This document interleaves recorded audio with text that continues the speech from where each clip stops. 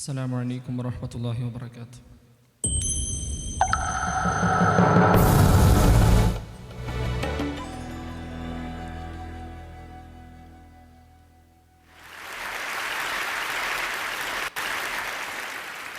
The human voice. It's the instrument we all play. മനുഷ്യ ശബ്ദം. ഈ ഒരു മനുഷ്യ ശബ്ദം എന്നത് നമ്മളെല്ലാവരും തന്നെ ഉപയോഗിക്കുന്ന ഒരു ഉപകരണമാണ്. It's the most powerful sound in the world, probably. It's the only one that can start a war or set. ഇത് എനിക്ക് തോന്നുന്നത് ഈ ലോകത്തിൽ തന്നെ ഏറ്റവും ശക്തരും ഏറ്റവും വളരെയധികം ഭയാനകവുമായ ഒരു ശബ്ദം ഇത് തന്നെയാണ്.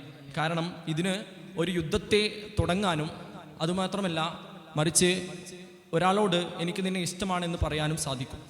Say I love you. And yet many people have the experience that when they speak, people don't listen to them. എന്നിട്ടും ഒരുപാടധികം ആൾക്കാർ സംസാരിക്കുമ്പോൾ ഉണ്ടാകുന്ന ഒരു പ്രശ്നം, അവർക്കുണ്ടാകുന്ന ഒരു അനുഭവമാണ് ആരും തന്നെ അവരെ ശ്രദ്ധിക്കുന്നില്ല എന്നത്. Why is that? How can we speak powerfully to make change in the world? എന്തുകൊണ്ടാണ് ഇതിങ്ങനെ സംഭവിക്കുന്നത്? നമുക്ക് എങ്ങനെ നമ്മൾ സംസാരിക്കുന്നത് ഈ ലോകത്തെ തന്നെ മാറ്റിമറിക്കാൻ കെൽപ്പുള്ള ഒന്നാക്കി മാറ്റിയെടുക്കാൻ പറ്റുന്നത്?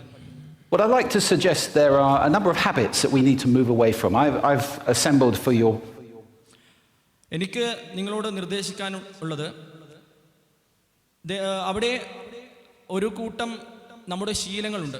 ആ ശീലങ്ങൾ മാറ്റിയെടുത്താൽ തന്നെ നമുക്ക് ഇതിൽ ഒരു പരിഹാരം കണ്ടെത്താൻ സാധിക്കും. Pleasure here, 7 deadly sins of speaking. I'm not pretending this is an exhaustive list, but these 7 I think are pretty large. Habits that we can all fall into. ഇവിടെ ഞാൻ നിങ്ങൾക്ക് മുമ്പിൽ അവതരിപ്പിക്കുന്നത് നമ്മൾ സംസാരിക്കുമ്പോൾ നമുക്ക് പറ്റുന്ന 7 വൻ തെറ്റുകളെ കുറിച്ചാണ്. ഞാനിവിടെ ഒരു സമഗ്രമായ പട്ടികയല്ല നിങ്ങൾക്ക് മുമ്പിൽ വിവരിക്കുന്നത്, മറിച്ച് എനിക്ക് തോന്നുന്നത് ഈ 7 നമ്മളെല്ലാവരും വീണു പോകാൻ സാധ്യതയുള്ള വൻ തെറ്റുകൾ. First, gossip. Speaking ill of somebody who's not present. ആദ്യത്തേത് പരദൂഷണം പറയുക എന്നതാണ്. അതായത് നമ്മളടുക്കൽ ഇല്ലാത്ത ഒരാളെ കുറിച്ചുള്ള കുറ്റങ്ങൾ നമ്മൾ പറയുക എന്നുള്ളതാണ് ആദ്യത്തേത്. Not a nice habit, and we know perfectly well the person gossiping 5 minutes later will be gossiping about us. നമുക്കെല്ലാവർക്കും അറിയുന്ന ഒരു വിഷയം തന്നെയാണ്, നമ്മളോട് ഒരാൾ പരദൂഷണം പറഞ്ഞുകൊണ്ടിരിക്കുന്നുണ്ടെങ്കിൽ അയാൾ ഒരു 5 മിനിറ്റ് കഴിഞ്ഞാൽ നമ്മളെക്കുറിച്ചായിരിക്കും പരദൂഷണം പറഞ്ഞുകൊണ്ടിരിക്കുന്നത്. Second, judging. We know people who are like this in conversation, and it's very hard to listen to somebody. നമുക്കറിയാം. രണ്ടാമത്തേത് വിലയിരുത്തുക എന്നതാണ്. If you know that you're being judged and found wanting at the same time. ഈ വിലയിരുത്തുക എന്നത് ചിലരുടെ സംസാരങ്ങളിൽ അവർ കൊണ്ടുവരാൻ ഇഷ്ടപ്പെടുന്ന ഒരു കാര്യമാണ്. പിന്നെ ഇങ്ങനെ വിലയിരുത്തി സംസാരിക്കുന്നുണ്ട്, നമ്മളെ വിലയിരുത്തുന്നുണ്ട് എന്ന് നമുക്ക് മനസ്സിലായാൽ ഇങ്ങനെയുള്ളവരോട് സംസാരിക്കാൻ നമുക്ക് വളരെയധികം ബുദ്ധിമുട്ടാണ്. അവരെ കേട്ടിരിക്കാനും നമുക്ക് ബുദ്ധിമുട്ടാണ്. Third, negativity. You can fall into this. My mother in the last years of her life became very, very negative, and it's hard to listen. I remember one day... മൂന്നാമത്തേതാണ് പ്രതികൂലത. ഇതിലേക്ക് നിങ്ങൾ വീണു പോകാൻ സാധ്യത വളരെ കൂടുതലാണ്. എൻ്റെ മാതാവ് അവരുടെ അവസാന കാലങ്ങളിൽ ഈ ഒരു പ്രതികൂലത ബാധിച്ച ഒരാളായി മാറിയിട്ടുണ്ട്. ഇതിൻ്റെ പ്രത്യേകത എന്ന് വെച്ചാൽ, ഒരിക്കൽ ഞാൻ എൻ്റെ മാതാവിനോട് പറഞ്ഞതായി ഓർമ്മിക്കുന്നുണ്ട്. അതായത് ഇന്ന് ഒക്ടോബർ 1 അപ്പോൾ എന്നോട് തിരിച്ച് അവർ പറഞ്ഞത്, എനിക്കറിയാം മോനെ, ഇത് വളരെയധികം ഭീതിയുള്ള ഒന്നാണല്ലേ എന്നാണ്. I said to her, it's October the 1st. It's hard to listen when somebody's that negative. ഇങ്ങനെയുള്ളവരെ, ഇങ്ങനെ ഇത്രയധികം പ്രതികൂലമായിട്ടുള്ളവരെയും കേട്ടിരിക്കാൻ വളരെയധികം ബുദ്ധിമുട്ടാണ്. And another form of negativity, complaining. Well, this is the national art of the UK.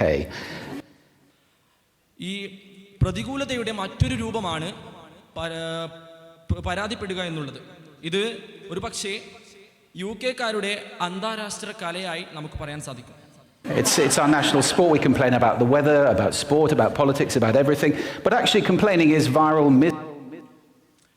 ഇത് നമ്മളുടെ ഒരു ദേശീയ കായിക ഇനമാണ്. എന്തെന്ന് വെച്ചാൽ നമ്മൾ എല്ലാത്തിനെ കുറിച്ചും പരാതി പറയാറാണുള്ളത്. അതായത് അത് കലയായിക്കോട്ടെ, കായികമായിക്കോട്ടെ, കാലാവസ്ഥ ആയിക്കോട്ടെ, മറ്റ് രാഷ്ട്രീയമായിക്കോട്ടെ. പക്ഷേ യഥാർത്ഥത്തിൽ ഈ പരാതി പറയുക എന്നുള്ളത് വളരെയധികം പരിതാപകരമായ ഒന്നാണ്. misery. It's not spreading sunshine and lightness in the world. ഇതൊരിക്കലും ഭൂമിയിലേക്ക് സൂര്യപ്രകാശം പരക്കുന്നത് പോലെയോ അല്ലെങ്കിൽ മറ്റ് വെളിച്ചം പ്രചരിപ്പിക്കുന്നത് പോലെയോ ഒന്നല്ല ഇത്. We've all met this guy. Maybe we've all been this guy. Some people have a blame thrower.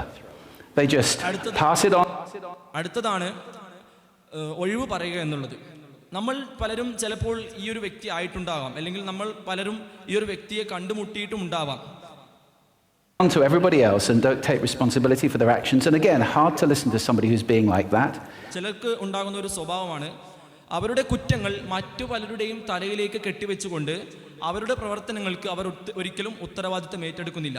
ഇങ്ങനെയുള്ളവരോടും സംസാരിക്കാനോ അല്ലെങ്കിൽ അവരെ കേട്ടിരിക്കാനോ വളരെയധികം ബുദ്ധിമുട്ടാണ്. Penultimate, the sixth of the seven, embroidery, exaggeration. അവസാനത്തിന് മുമ്പുള്ളതാണ് ആലങ്കാരികത, അല്ലെങ്കിൽ ചെറിയൊരു കാര്യത്തെ വലുതാക്കി പറയുക എന്നുള്ളത്. It demeans our language actually sometimes. For example, if I see something that really is awesome, what do I call it? അതായത് ഇതിനെ ഒരു ഉദാഹരണമാക്കി പറഞ്ഞാൽ നമുക്ക് പറയാൻ സാധിക്കും, ഞാനിപ്പോൾ എന്തെങ്കിലും വളരെയധികം ഭംഗിയുള്ള ഒരു സാധനത്തെ കണ്ടു, ഒരു വസ്തുവിനെ കണ്ടു, അപ്പോൾ ഞാൻ എന്താണ് അതിനെ പറയുക? And then of course this exaggeration becomes lying, out and out lying, and we don't want to listen to people we know are lying to us. അപ്പോൾ തീർച്ചയായും ഇവിടെ സംഭവിക്കുന്നത് എൻ്റെ ആ ഒരു ആലങ്കാരികത അവിടെ കളവായി മാറുന്നു. അങ്ങനെ നമുക്ക് വീണ്ടും ഇവിടെ അറിയാൻ സാധിക്കുന്നതാണ്, കളവ് പറയുന്ന ഒരുത്തരെ കേട്ടിരിക്കാൻ ആരും തന്നെ തയ്യാറാകുന്നില്ല. And finally, dogmatism. The confusion അവസാനത്തത് തത്വങ്ങൾ പാലിക്കുക എന്നുള്ളതാണ്. of facts with opinions. അതായത് വസ്തുതകളും അഭിപ്രായങ്ങളും തമ്മിലുണ്ടാവുന്ന ആശയക്കുഴപ്പമാണ് ഈ തത്വം പാലിക്കുന്ന എന്നുള്ള ഈ ഒരു വിഷയത്തെക്കുറിച്ച് പറയാനുള്ളത്. Those two things get conflated. You're listening into the wind. You know, somebody is bombarding you with their opinion. കൂട്ടിയോജിപ്പിച്ച് നോക്കുമ്പോൾ നിങ്ങൾ ചെയ്യുന്നത് എന്തെന്ന് വെച്ചാൽ കാറ്റ് ഏത് ദിശയിലേക്കാണ് അടിക്കുന്നത് അങ്ങോട്ടേക്കാണ് നിങ്ങൾ നീങ്ങിക്കൊണ്ടിരിക്കുന്നത് എന്നാണ്. It's as if they were true. It's difficult to listen to that. ഇപ്പോൾ ഒരുത്തൻ നിന്റെ അടുക്കൽ വന്ന് പറഞ്ഞു, അവൻ്റെ പല അഭിപ്രായങ്ങളും നിന്നോട് പറഞ്ഞുകൊണ്ട് അതാണ് സത്യമെന്ന് പറയുമ്പോൾ അങ്ങനെയുള്ള കാര്യങ്ങൾ കേട്ടിരിക്കാനും അത് ശ്രദ്ധിച്ചിരിക്കാനും നിങ്ങൾക്ക് പ്രയാസമാണ്. So here they are, 7 deadly sins of speaking. These are things I think we need to avoid. ഇതാണ് 7 വൻ തെറ്റുകൾ. അതായത് നമ്മൾ സംസാരിക്കുമ്പോൾ നമ്മളിൽ പറ്റാവുന്ന 7 തെറ്റുകൾ ഇവയാണ്. നമ്മൾ ഈ തെറ്റുകളെ പരമാവധി സംസാരത്തിൽ ഒഴിവാക്കേണ്ടതുണ്ട്. Positive way to think about this. Yes, there is. I'd like to suggest that there are.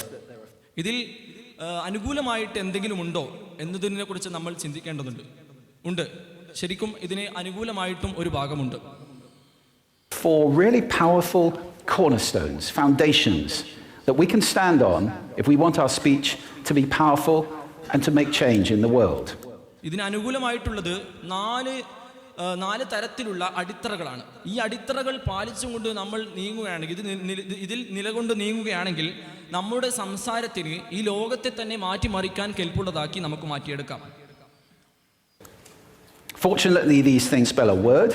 The word is hail, and it has a great definition as well. I'm not talking about the stuff. ഇതിനെക്കുറിച്ച് ഒരു വാക്കായി പറയുകയാണെങ്കിൽ, ഇത് ഒരു വാക്കായി നമ്മൾ പറയുകയാണെങ്കിൽ ഇതിനെ hail എന്ന് ഒരു പദമാക്കി മാറ്റാൻ സാധിക്കും. That falls from the sky and hits you on the head. I'm talking about this definition too. ആകാശത്ത് നിന്ന് വന്ന് നിന്റെ തലയിലേക്ക് ഇടിക്കുന്ന ഒരു സാധനത്തെ കുറിച്ചല്ല ഞാൻ പറയുന്നത്. ഈ ഒരു ഹെയിൽ എന്ന വാക്കിനും അതിന് പിന്നിൽ ഒരു നീണ്ട അർത്ഥമുണ്ട്. Greet or acclaim enthusiastically, which is I think how our words will be received if we stand on these 4 things. So what do they stand? അതായത് ഈ എന്തൊക്കെയാണ് നിന്റെ മുമ്പിൽ വരുന്നത് അതിനെ നീ എന്താക്കുക, ആവേശത്തോടു കൂടി സ്വീകരിക്കുക എന്നതാണ്. Stand for? See if you can guess. ഈ ഇതിലുള്ള ഓരോ വാക്കും ഓരോ അക്ഷരങ്ങളും ഓരോ കാര്യങ്ങൾക്ക് വേണ്ടി നിലകൊള്ളുന്നതാണ്. നിങ്ങൾക്ക് ഇതിൽ നിന്ന് ഊഹിക്കാൻ പറ്റുമോ എന്ന് ഞാൻ നോക്കട്ടെ. The H, honesty, of course. ഇതിലുള്ള H നിലകൊള്ളുന്നത് സത്യസന്ധതയ്ക്ക് വേണ്ടിയുള്ളതാണ്. Of course. Being true in what you say, being straight and clear. നീ എന്താണ് പറയുന്നത് അതിൽ നീ സത്യം കൊണ്ടുവരിക. നീ പറയുന്ന കാര്യങ്ങൾ സത്യം മാത്രമായിരിക്കുക. The A is authenticity. just being yourself. A സൂചിപ്പിക്കുന്നത് ആധികാരികതയാണ്, അതായത് നീയായി തന്നെ നിൽക്കുക. A friend of mine described it as standing in your own truth, which I think is a lovely way to put it. എൻ്റെ ഒരു കൂട്ടുകാരൻ ഇതിനെക്കുറിച്ച് എനിക്ക് ഒരു ഏറ്റവും എളുപ്പമായ രീതിയിൽ വിശദീകരിച്ചു തന്നത് എങ്ങനെയെന്ന് വെച്ചാൽ, നീ എന്താണോ പറയുന്നത് അതിൽ നീ നിലകൊള്ളുക എന്നതാണ്. നീ നിലകൊള്ളുന്ന കാര്യങ്ങളിൽ നിനക്ക് എന്താണോ സത്യമെന്ന് തോന്നുന്നത് അത് നീ പറയുക. The I is integrity, being your word, actually doing what you say, and being somebody people can trust. ഇതിലുള്ള ഐ സൂചിപ്പിക്കുന്നത് സമഗ്രതയെക്കുറിച്ചാണ്, അതായത് നിന്റെ വാക്ക് നീ പാലിക്കുന്നവനാവുക. നീ എന്താണോ പറയുന്നത് അത് നീ പാലിക്കുന്നവനും മറ്റുള്ളവരുടെ വിശ്വാസം കൈപ്പറ്റാൻ ഉൾക്കൊള്ളുന്ന ഒരുത്തനുമായി നീ മാറുക. And the L is love. I don't mean romantic love, but I do mean ഇതിലുള്ള എല്ല് സൂചിപ്പിക്കുന്നത് ഇഷ്ടത്തെക്കുറിച്ചാണ്. ഇവിടെ ഒരിക്കലും ഒരു വൈകാരികമായ ഒരു പ്രണയത്തെയല്ല ഞാൻ പറയുന്നത്. wishing people well. അതായത് മറിച്ച് ജനങ്ങളെ നല്ലത് പറഞ്ഞുകൊണ്ട് അനുമോദിക്കലും പ്രോത്സാഹിപ്പിക്കലുമാണ് ഇവിടെയുള്ള അർത്ഥം. ഇത്രയും പറഞ്ഞുകൊണ്ട് ഞാൻ നിർത്തുന്നു. വാഖിറു ദഅവാനാ അൽഹംദുലില്ലാഹി റബ്ബിൽ ആലമീൻ. അസ്സലാമു അലൈക്കും വറഹ്മത്തുള്ളാഹി വബറകാതുഹു.